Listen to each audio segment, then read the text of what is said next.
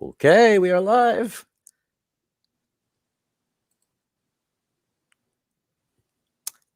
Hello and welcome back to the Born Too Late podcast with Josh and Jay.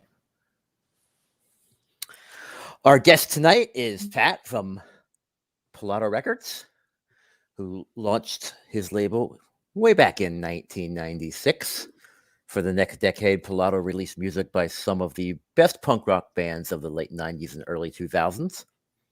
The Pelado roster featured the likes of the Dime Store Halos, Bladder, Bladder, Bladder, the Prostitutes, the Ends, the Chemo Kids, the Riffs, Statues, and the Zillionaires.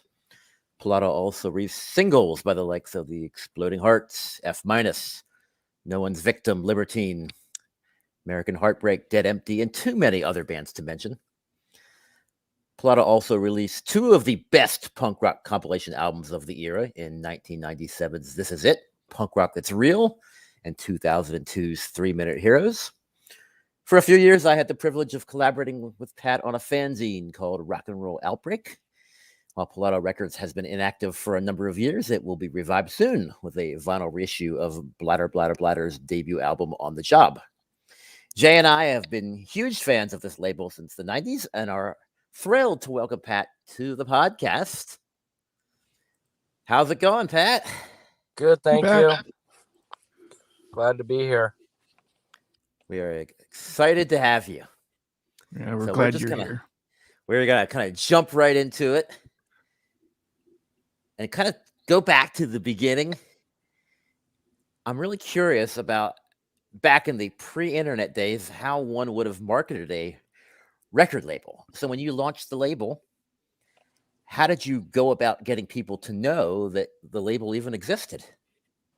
That's a good question. I was thinking about that, and pretty much I was doing ads, sending out promos, just kind of corresponding with people. There really wasn't a lot of options because, like you said, it was pre-internet. So I would run ads in Maximum Rock and Roll, and to be honest, that not just more so the reviews in Maximum Rock and Roll is where you really got the feedback, especially from Europe. I would say that place more than anything. And then I did it in other places like Flipside when it was still at the very end, I think, and then started like Razor Cake, but Max R&R was probably the number one source, and I got really lucky, and I don't know if any of my stuff got bad reviews. Even some of the stuff that was lesser known even got good reviews, so that really catapulted the whole thing. But that was back when you would write people, so that's kind of the way it started, was just doing that, and just after I got a little more serious, sending out what they call one sheets and whatnot to people, but it was just pretty much running ads, really. Interesting. Yeah. You guys or your label, and with so many others like Hostage, like Jim's Rapid Pulse. I mean, there's so many awesome labels out there at the time and so many great bands. But like we were talking about in the early days, was it ever difficult finding bands to put out? Or did they all pretty much like come to you? Did you ever have to do some smooth talking? I was thinking about that when I saw your question, and honestly, I think for the most part, they all ended up, especially once you do that first release.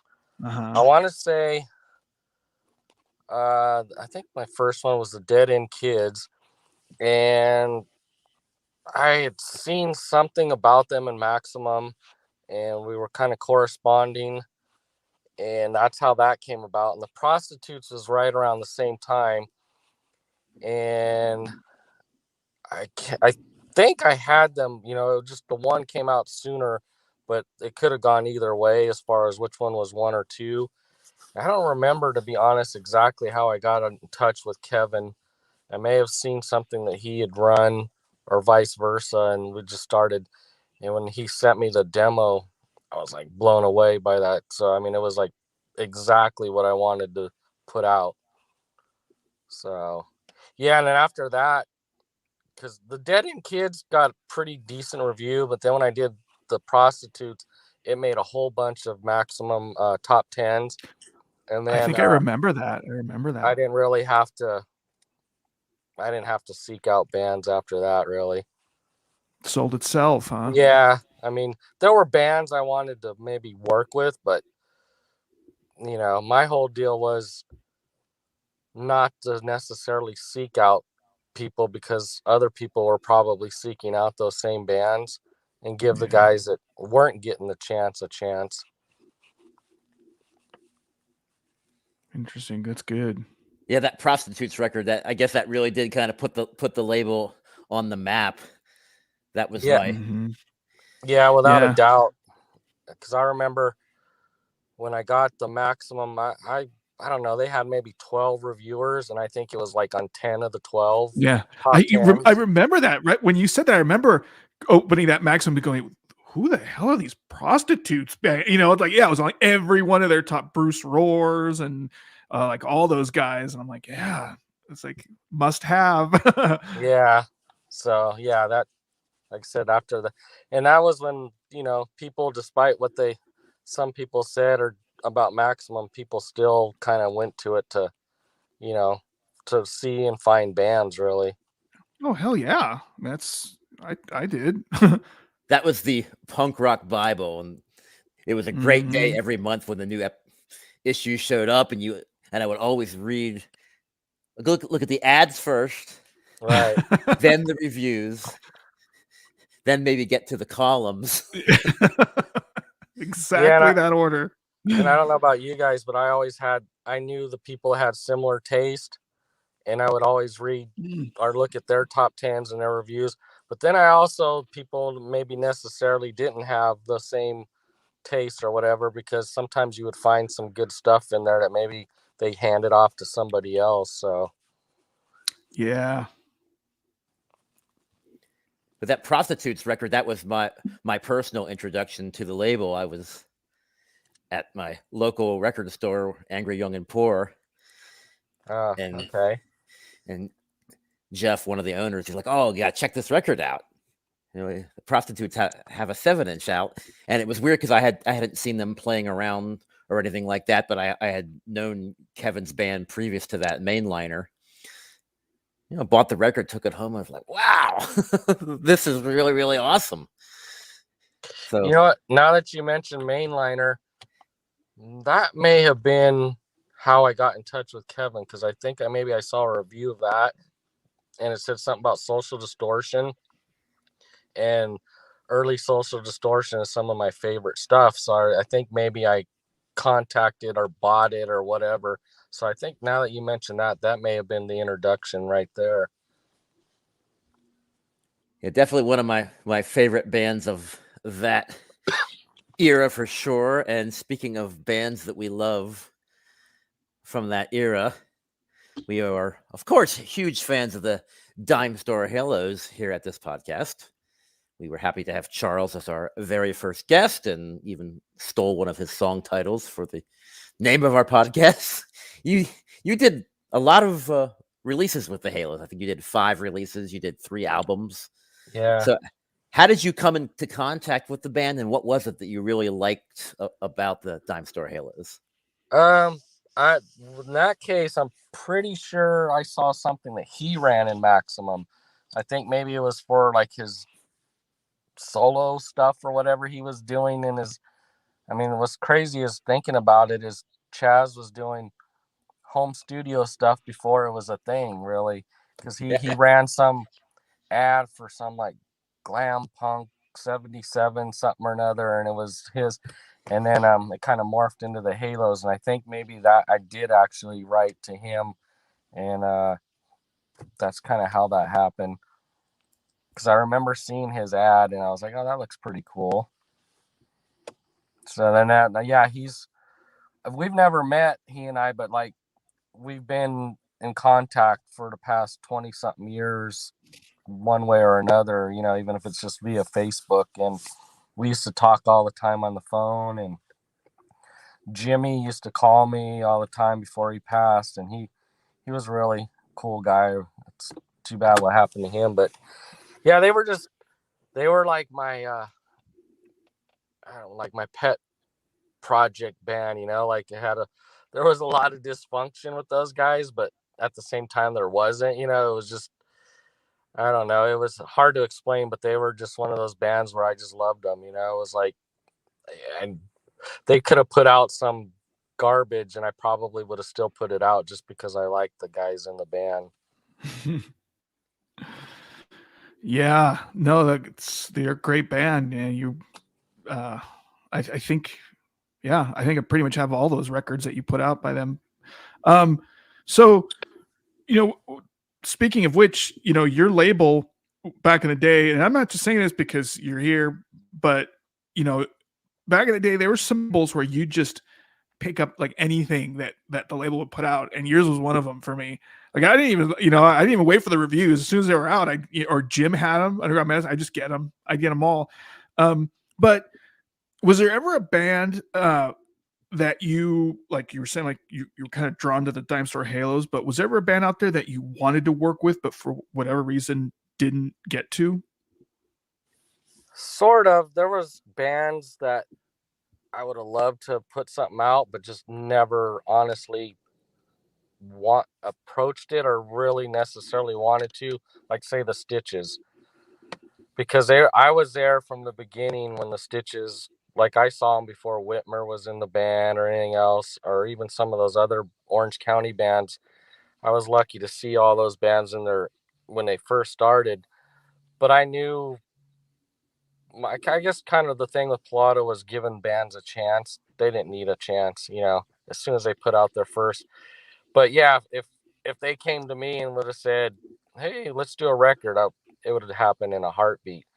That's one of those bands where, because they were just great, and they were just, those early days, they were just a mess, and it was just a beautiful mess. Yeah. Some of the funnest times of my life was going to shows and seeing them, and the US Bombs and the Spent Idols and bands like that. So, and there was, any of those bands would have been cool, but it was kind of like, yeah, they already had their little thing. And it was same with some of the Hostage bands later on. It was like, I did one Orange County band, the Burnouts, but Hostage kind of had their niche with those bands. And it was like, why bother when somebody's already doing a really good job at it anyway? Yeah.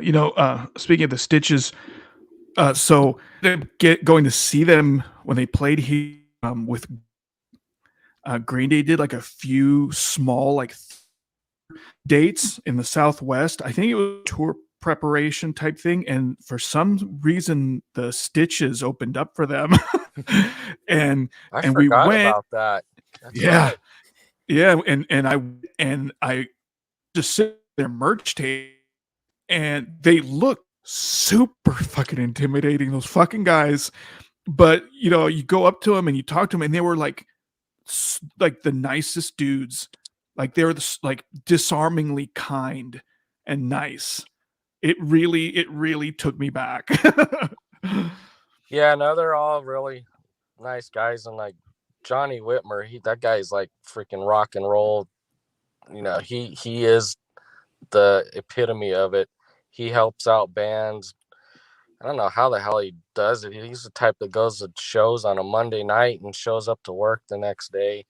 But yeah, and they still do their thing every now and then. And it's been 20 something years, but in those early days, there was a lot of booze and drugs and stuff, but man, they were a lot of fun to watch. Yeah, they came to Phoenix a few times, and yeah, they were always fantastic. Yeah, I was talking to Jay about how you and I go back so far that we used to communicate with letters and phone calls, which seems so strange in the modern day world of technology. But everything's changed in the modern technology, especially these days with bands that can just go and, oh, I'm gonna write a song today and record it today in my home studio, and I'm going to put it out on Bandcamp, and it's going to be instantly released.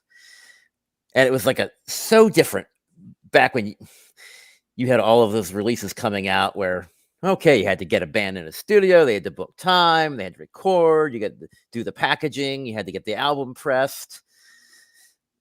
So what was your typical timeline for when a project was conceived to when it would finally be actually released? Yeah, that's a good question, because I was thinking about that, and honestly, like, I was never professional about it. Like, I always admired Mark at TKO because he always seemed so on top of that kind of thing, where the band would send me a demo and I'd be like, oh, this is cool. So then I'd get a hold of them. Let's do something. And it was more how long it took them to get me the stuff. Did I have the money to pay for it? And then, it was a process. I would personally go to the mastering place. Like, now it's so different. I'm like so out of the loop, but I would go to this mastering guy in Hollywood and sit there and watch him do it. And he would send it off to the place that would do the plates. And then there was a few different plants that I used, like Erica Records, Bill Smith Records. They were all in LA. And I even used Rainbow once. And then it would go, that's where, today it's like horrible. But even back then, it could take weeks before, get out. And then if I got it, I didn't know what the hell a release date was or anything else. If I got it in my hands, I started putting them together, and I would make the one sheet and start sending them out to distributors, and, start sending out orders as soon as I got them. So, I mean, sometimes it could take 3 months, sometimes it could take 6 months. It just kind of depended on mostly financials, but and the band, because some bands were flakier than others. Others were like, when's my stuff coming out? And you're like, I don't know when they give it to me. So it just varied. And like I said, I never, not till towards the end with CDs and stuff, was started to get a lot more professional, I guess. And there's some stuff I'll touch on that on the last part there. But yeah, it was definitely at least a couple months, even back then. And a lot of that was out of your control. It was up to the pressing plants. I wanted to show you guys this real quick. I don't know if it'll come out, but that's a picture that we took at that theater. Oh, wow. Stitches. That's cool. Opening up for Green Day at the Marquee Theater. So are you a fan of stuff like Bandcamp? Like, have you ever thought of putting out the Pelado catalog on something like that? Actually, yeah, I think Josh has asked me that before, and a couple other people, like Chaz. And so I have actually gone, and I've already paid my first month on Bandcamp, but I don't know what the hell I'm doing, so I haven't set anything up yet. I used to be really good, self-taught how to do computer, internet or web pages, because in the 90s, you basically had to do that when the internet came out in the late 90s, 2000s. And I was doing my own web page there. And the other day I went in and I'm like, I don't know what the hell I'm doing. So I do have it. I got the name on there. And believe it or not, I bought I don't have any of my own freaking records. So we'll get into that in a bit, but I was buying my own catalog on Discogs, and this guy says, hey, I got a bunch of your stuff that I owe you. And I'm like, what? And I'm like, what? Okay. Yeah. And it was a guy I used to sell to called Stick Figure. And he sent me, unfortunately, it was mostly CDs, but a bunch of like statues, CDs. And I mean, total is probably about 75 CDs that he had, and sent them back to me. I'm like, oh, well, there's my Bandcamp thing. I could sell them for $2 or whatever. So yeah, but I have started it, and I've found some cool bands on there. To be honest, I still think MySpace was like ruled everything when it came to finding new bands, because it was user friendly, and like, if you liked a band and you could be friends with them. So that's how I found a lot of bands mid period of the label was going into band or MySpace. Bandcamp is not, for me at least, I don't find it as user friendly searching. I usually, like, if I look at their Instagram, and then that's how I go and find their band page. But yeah, it's definitely, I've bought a couple albums on there, digital and actual, real vinyl on there. So it's definitely a medium that I think if I'm going to do another release, I have to be part of.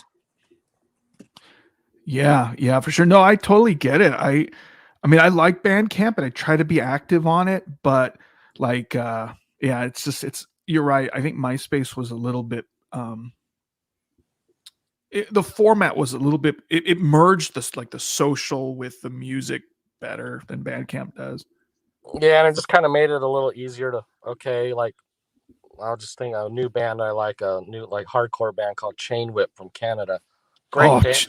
Yeah, he's ex Fashionism. Oh, is that really? What's his? Yeah, Josh. Yeah, Josh he used to play guitar in Fashionism. Yeah, no. So I follow them, and I'm just kind of like, I wish there was like bands that were like into them, or they were you know what I mean? Just so you could kind of go find other bands. But so I've, that's kind of one of the places where I discovered them, because I found them somewhere else, and that's where I went and listened to them, was on Bandcamp. Yeah, I think he's in another band called Bootlicker. Oh yeah. That he puts out a lot of bands. He has his own label and like distro called I don't remember which one the label. I think it's Neon Waste or Neon Taste. That's where I think it's Neon Taste. Yeah. That's where my new Chain Whip came from. I bought the new 12-inch, and that's where that was the label. I didn't know that was his. The first time I heard those guys, I was like, I'm an old man. That's the kind of stuff I grew up on. I'm like, yes. Oh yeah. No, yeah. What Chain Whip was one of those bands you listen to like the first 5 seconds of, and you're like, yep, this is gonna be good. Yeah, exactly. So now, next thing you're working on, you have a new project in the works, a reissue of Bladder's on the Job. Can you tell us a little bit about that project? Yeah, it's like in process, but not, because I don't know. I'm sure you guys have read about what's going on with vinyl right now, so God knows when that will ever happen. But we're definitely working on it. Kind of the background story was Mick from Bladder. He contacted me, I don't know, a year or more ago, and wanted to do asked me if I'd be interested in a 20-year anniversary, which was, I think, last year.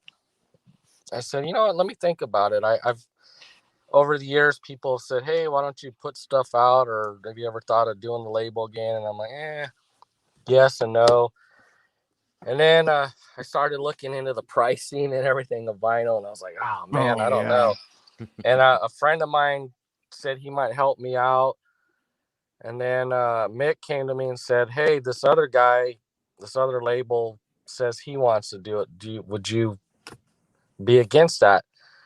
I said, no, if he's got the money and willing to do it. I said, my only thing would be was, mention Pelado somewhere on the release, that, that's where it originally came from. And if I can have one copy, we're good. And he's like, okay. And then about 6 months later, he came back. He saw he can't do it. And I said, well, let me think about it. And I said, all right. So I just said, screw it, and I'm going to do it. I haven't 100% decided where it's going to get pressed, but I'm pretty sure we know where it's going to get pressed, and it's going to be going to the mastering. I didn't realize, man, stuff is so different though now. Like back then when I would get stuff mastered, it was a different process. Now I was like, I have the CD, and that's all we have left of that is the CD. And the mastering guy's like, well, I don't know, do you have the reels or studio? I'm like, when I asked the band, they didn't have access to it, because he was telling me that if the CD was really loud, that it could cause issues with the vinyl mastering, like too hot or whatever, and it would bounce when you're playing it. I was like, nah, I don't think it, because it was in the 90s before stuff was like too loud, or the early 2000s. So keeping my fingers crossed to see how that's going to go. But yeah, and I just, it's a lot more money and a little bit of a different process than it used to be. So after I got into it, I was kind of like, oh boy, but kind of already got one foot in the door. So I feel, well, might as well just do it. Can't turn back now, right? Yeah, pretty much. Yeah. And to be honest, like I used to have pretty decent distro and, cause I ended up starting my own, but now I don't, I don't even know how the hell I'm going to sell it. A few people have helped me out and given me some ideas utilizing stuff like Bandcamp and whatnot. So once I know it's like almost in hand, then we'll try to figure out some ways to really get it out there. And I honestly don't know if anyone's going to be interested. I think if people hear it, they'll be like, oh, this is cool. But I don't know if they're going to buy it before they. So that's the other thing. For some reason, I have most of my stuff on like Spotify and whatnot, but that one isn't. So actually, that's kind of better. So eventually, I'm gonna get it on Spotify and whatnot beforehand, so that people can check it out and on Bandcamp, and then go from there. Cool. Well, so is there any other record that you would want to put all that time and effort into releasing that you put out before? Yeah, I mean, if it becomes a point where I'm doing a label again, I don't know if I'd really want to just do my back catalog, because I don't know how much sense that makes. But to answer that question, there's a couple things like the prostitutes come to mind, but Kevin seems to be doing his own thing, so I don't know if that would happen. But just for obvious reasons, that would be one. The Exploding Heart 7-inch, because after that accident, I was asked to never, press anymore, so I didn't. Oh, really? But yeah, it was like lawyers and stuff like that type of thing. So, because they didn't know what was going to happen or whatever. So I never did, because I think we ended up doing about 900 of those total. And, the way they were, even before the accident, I could have easily done another pressing of those. But, and honestly, believe it or not, F minus, I think that would actually do pretty good right now, because they are a band that, that kind of hardcore is still pretty popular. And it was something different for me that I did, but that's the kind of stuff I grew up on. And Brad was a local guy who's been around forever. And I had a crush on the bass player at the time. So it was like a no-brainer to put that out.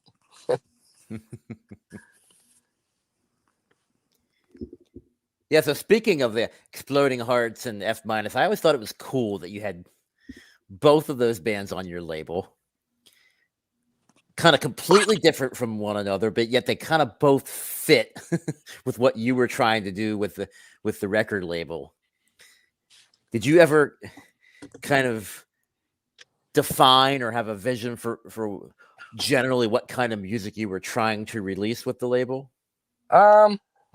Sort of. I mean, at the time, I was definitely into like that sound that, that was on the label and stuff, like the Stitches, kind of like the 70s revival stuff, snottier stuff. I mean, I've always been a huge fan of 70s punk, pop music, because, growing up, I'm just turned 53. So in the 70s and stuff, you hearing AM radio and FM radio, and then hearing stuff like the Knack or Blondie, so that kind of stuff. But being the age I am, American hardcore was my thing. That's what I grew up on. That's what I went to. That's the kind of stuff that I played and everything else. So that was my thing. But at that time, there wasn't really any bands doing that style. They're really. And then the F minus, a friend of mine named Jeff Davis, he's the one that kind of put Brad in contact in the band with me. And I heard that and I was like, holy shit, this is cool. Like 30-second long songs and everything else. I think it ended up with like 10 or 11 songs on there. So it was kind of a no-brainer. It definitely wasn't something that probably people were expecting for the label because of what I'd been doing to that point. But it was definitely something that I was into or that I grew up around. Cool. Yeah. So I wanted to ask you a quick question. You're talking about the stitches, and reasons why you maybe didn't seek them out. Did you ever putting anything up by the U.S. Bombs? Because like for me, like those two bands, and I know a lot of people poo-poo Dwayne these days, but back before we knew any of that, in the 90s, two fucking bands.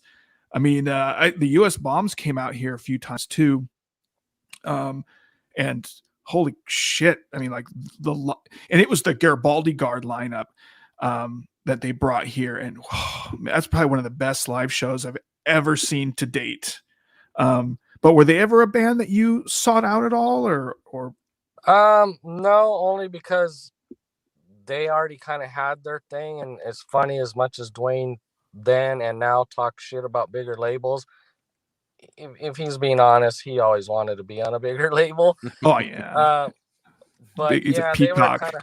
I didn't know any of those guys at all. I'd met Kerry a few times, and I'd been around Dwayne, but he was always been a little bit out there, where the guys in the Stitches were just way more approachable, I guess. Yeah, I can definitely see that. Even then, I'd seen them around, and the Bombs didn't. I mean, Dwayne was famous as a skater, so you knew somebody was gonna pick them up just because of that alone, So yeah, I mean, that definitely would have been. You're right. At that period, I saw them before that and quite a bit during that time, and they were a freaking great band. I loved them. Oh yeah, man. I think for for a while there, it's like live, or even even the first couple records. I mean, fuck, man, they're almost untouchable. I mean, I remember like even before the show started, it's like the energy that was in the air. Like I was like, geez, what the hell's gonna happen here? And they were actually really good musicians. Kerry's a great guitar player, and they were good. Yeah. So on to my official question. I just wanted to get your take on that. I wanted to ask you, was there ever a record that you put out that that you liked, maybe like a band that you liked, but were kind of unsure if it would fit into like the Pelado Records kind of groove? And I kind of the one thing that comes to mind is like Lookout Records, like Potato Men. Like was there ever something that like just didn't, you wanted to kind of put out, you thought about putting up, but thought, this isn't going to really fit them in the Chemo Kids, Dime Store Halos kind of realm, F minus? Not that I didn't put out, but there's one band that comes to mind that I did put out that I was worried about because the name was so horrible. It was Frank, my uncle's band. But when you listen to it, it would actually fit pretty well, and it was actually really good. But everyone was like, what? I know a lot of people just didn't even bother because of that name. So they ended up becoming the Druggies and did the split with the Epileptics, which got them. And then some of those guys went on to be in some other bands that were really pretty big. Yeah. So, but that name was just like, it was a horrible name, and I think a lot of people didn't pay attention to it, but the music itself was actually pretty good. The Epileptics were so great. That was another great unknown band from that time. Yeah, so I did that split with them and the Druggies, and basically the Druggies were Frank, my uncle's band. Oh, so I don't think I knew that. Yeah, so it was pretty much the same band. So you put out a lot of probably very well received records, put out a lot of bands that were certainly had a really strong following. Were there a few records that you put out though that you thought maybe they should have been a little bit more appreciated? Do you have certain releases that you think are a little bit underrated?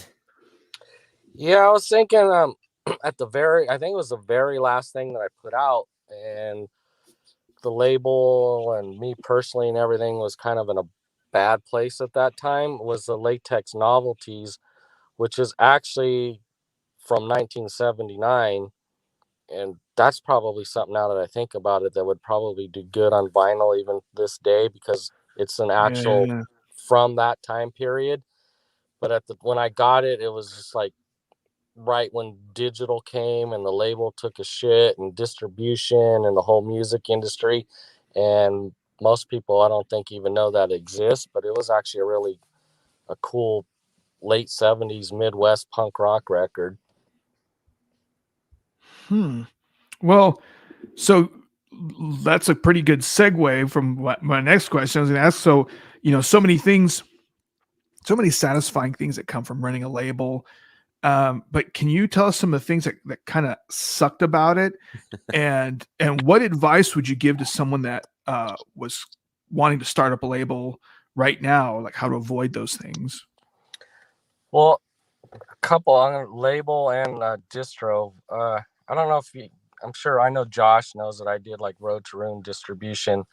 So a little background: I started Pelado, and I started getting in with some pretty good distributors like Revolver and just no, I never really used Cargo. I did use Cargo, some Choke, all these others. So I would have bands come to me and be like, "Hey, can you help us sell our record?" And it happened more and more. So I'm like, man, I might as well just start doing this on my own. So I started Road to Ruin, and it was totally started DIY. I mean, it was like no business plan, no nothing. It was literally helping my friends or guys that I liked sell their music. So I started doing, and before you know it, I had like 30 labels, like TKO, Charge, some pretty big labels at the time. And it was going really well. It was just pretty much me and a couple high school kids. And then I had a guy named Josh that did sales, who was really cool. I met him through Mark at TKO. And the way I got hooked up with TKO was Mortem wouldn't distribute the GG Allen anti-scene, because I guess it was a little too un-PC or whatever. Too GG. Yeah. And I was like, okay. I mean, it wasn't like some total racist thing or anything. So, and we did pretty well with it. So that just started growing, and labels at that time, the late 90s, early 2000s, when Epitaph and everyone and their mother was huge and getting stuff in the Tower Records and all these other places, naturally, a lot of the labels wanted that too. So they were kind of pushing me to expand. So I started working with another big label, and that was kind of the downfall, or not label, distributor. And to be honest, shit just kind of went bad from there. I never started it as a business. I didn't have a business plan. I didn't have money in the bank. I relied strictly on what was ever coming in. And there's some labels that got burned, to be honest, and none of it was ever intentional. And some that were mad, but the vast majority of them totally understood what was going on. When Tower Records went out, believe it or not, that was started the ball rolling. And the distributor I was working with, they wouldn't give me stuff back.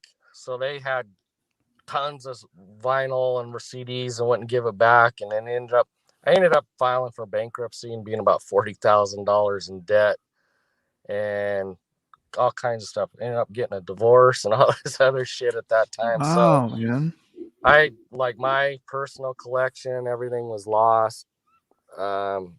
Yeah, so it was just one of those things where if I had to do it all over again, if you want to play with the big boys, you got to act like the big boys. And I really wasn't prepared for that. And I never, with my label itself, yeah, there was at that period too, it was kind of cool. Like, you wanted to play the part, and the bands, have to be honest too, they all wanted to be part of that, even the smaller ones, they wanted to be in that. So band labels were trying to do that for everybody and themselves as well. And if you just weren't prepared, it wasn't going to work out. I never charged, like, this one distributor, they would charge me 50 cents for a CD cover if it was cracked, and they would take that out of payment. Well, I never did that back to my labels. I was like, screw that. I'm not going to charge these guys 50 cents for everything, you know, and they were charging me for all this bullshit. Every release there was like $100 fee to do this with and that with and everything else.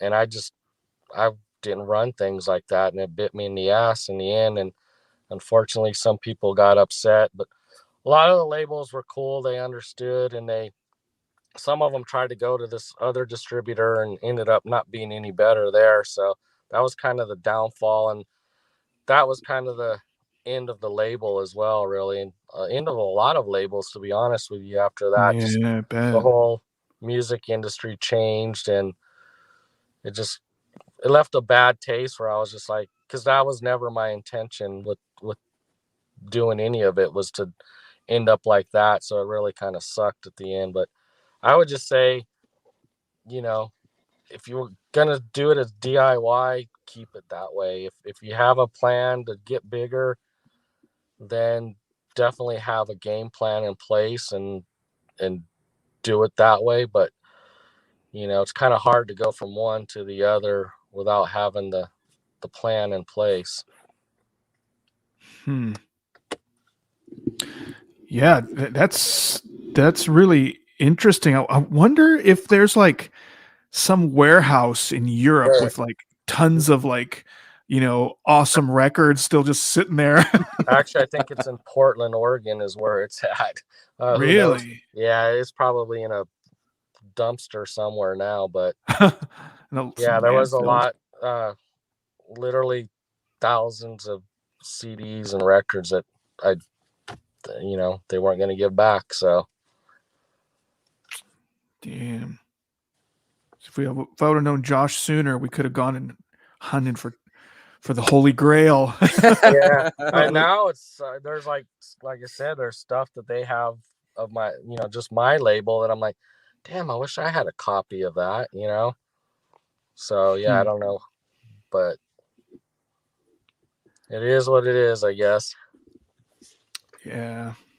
Well, hey man, I don't want to take it too much more of your time, and I know you said you weren't feeling well, and so again, thank you so much for coming on here despite that. And it was great to chat with you, and you're welcome back anytime. Is there I know you were talking about putting Pelado on Bandcamp. Is there anywhere that you want to direct people if they're interested to follow Pelado Records or you or anything? Actually, there is a Facebook page. I haven't really been too active on it, Pelado Records, but I update it once in a while. And I just started the Bandcamp, so my niece says she's going to help me get that up and going. So that should be soon, since I'm actually paying for it. But yeah, I think it's just, however the Bandcamp URL works is Pelado Records Bandcamp, and then I'll probably be sticking some stuff up there. I don't know exactly how it works for sure, if it's going to be free or whatever, but and then some of that CD stuff that I got, I may just end up trying to sell some of that for a couple bucks to see if anyone wants it. But yeah, I'm definitely gonna utilize it, so that will have the stuff like when the Bladder album finally comes out, it'll be on there, because I guess it's a good place to sell stuff as well. You can kind of use it as your selling point. So that's kind of why I went ahead and started paying for it. Cool, man. Josh, do you have anything else? I'm just excited because I think there's this maybe a whole generation of people that don't really know the label, that I think if they heard the music, they might dig it. I'm just thinking that anyone who's like buying records from No Front Teeth now or from Wander Records and is into all of that 77 style stuff would be really stoked to hear some of the back catalog. And I always thought that Bladder album kind of got underrated a little bit. So cool. Maybe the world will fall in love with Bladder very soon. I think so. I mean, it's a great record, and they're not fake accents either. So yeah. All right. Well, thank you very much for talking with us. We were excited to have you. Yeah, well, thank you guys. I appreciate it. It was fun.